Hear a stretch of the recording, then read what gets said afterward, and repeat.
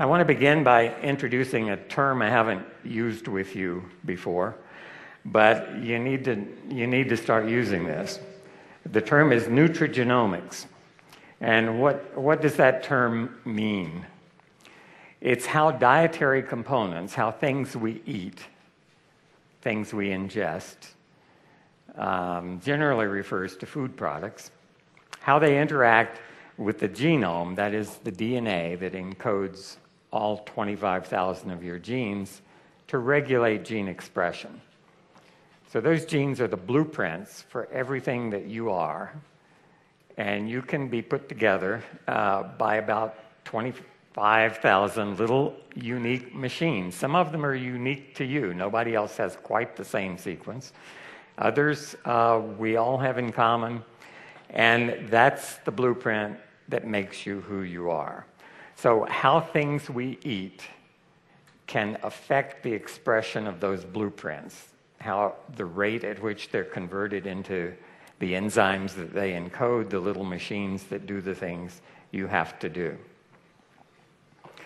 This word you all know already, but what is it? What is Protandim?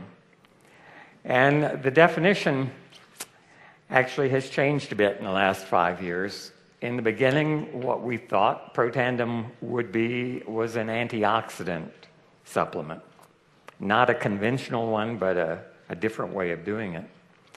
And that's no longer an adequate description. So this is what I want you to learn and want you to use as you describe Protandim. Protandim is a NRF2 activator in the nutrigenomics arena. All right, you may not have any idea what I just said, but you have a job, you have an obligation to learn what this means. And I'm going to tell you in the rest of this presentation what some of those words mean. NRF2, NRF2, it's an abbreviation for something you don't even want to hear, but it's a long word. NRF2 is one of the key proteins in your body, in every cell in your body, that has the function of regulating your genome. Yeah, I said you have 25,000 genes that are expressed. NRF2 regulates about 2% of those, about 500 genes, some of which are turned up, some of which are turned down. You can think of every gene as having a dimmer switch, so just like the lights in your home, and you can turn them up gradually or down. It's not just on off, it's degrees.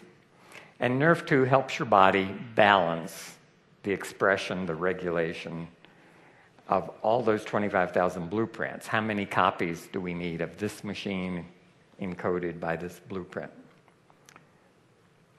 And NRF2 regulates that group, as I said, of 500 genes. They have something in common. They are termed generally survival genes, and they fall into three broad categories. Antioxidant enzymes, you've heard about superoxide, dismutase, catalase that protect you from oxidative stress. But another significant number of those genes are anti-inflammatory genes. They fight the process of inflammation in your body. And another group of them are anti-fibrotic genes. That means they fight the process of scar tissue formation. You might think scar formation is a good thing, and if you cut your skin, it is a good thing. It heals quickly and keeps you from getting infected. It keeps you from losing blood. All good things.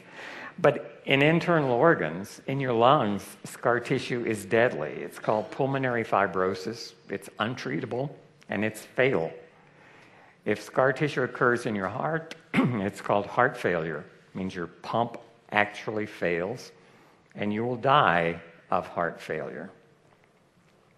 So taken together, these things protect cells in your body when they're in stressful situations. It may be due to trauma, may be due to aging, it may be due to disease processes. But that group of genes all have the same kind of dimmer switch, and NRF2 is the protein that can reach those dimmer switches and turn them up or down. So it's responsible for that. It's been called the master regulator of antioxidant gene expression.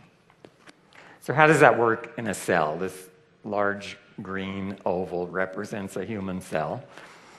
And that little purple gizmo in the upper right, labeled a NRF2 activator, is one of the 5 active ingredients in Protandim. And so as that NRF activator approaches a human cell, it binds at a specific site. It's called a receptor on the cell surface. The analogy I'm going to use is if this big cell is your home, that NRF2 activator just stepped on the front porch, and it did something. It pushed your doorbell. It rings, causes a reaction inside the house, in this case, inside the cell. What is that reaction? Well, if it were the doorbell, you may be sitting on the sofa watching TV, and suddenly you get up, you do something, you have a response. Inside this cell, the same thing happens. When NRF2 rings the doorbell, as it were, an enzyme called a kinase, what it does is not terribly important, but it's one of these 25,000 gene products, and it's doing its job here to realize that NRF2 needs to be activated. So this NRF2 activator, by activating the kinase, brings about a chemical reaction, and there you see a little round red protein labeled NRF2. That's our signal molecule, messenger molecule. And it's being held inside the cell, but outside the nucleus by another protein here labeled KEAP1. Because this kinase physically changes the NRF2, and you can see there it's put a little yellow phosphate group on it, change in structure. And that change brings about a release of NRF2 from that blue protein that's been holding it out in the green part of the cell, allows it to diffuse into the nucleus where all those genes are housed. And once in there, it has access to all those dimmer switches, the 500 that control the NRF2 regulated genes. And so some of them will go up, some of them will go down, because NRF2 has entered the vault where the blueprints are kept. And this may seem like hand-waving, it may seem like a fantasy. Every step of this is true. It's simplified a little bit, as you might guess. And if I showed you the real science, you probably would have trouble following it. But that's what happens. And the analogy is not much different than if somebody rings your doorbell, you get up, answer the door, it tells you, go to the kitchen, and you enter that room of the house. And once in there, you can turn on switches. That's what NRF2 does.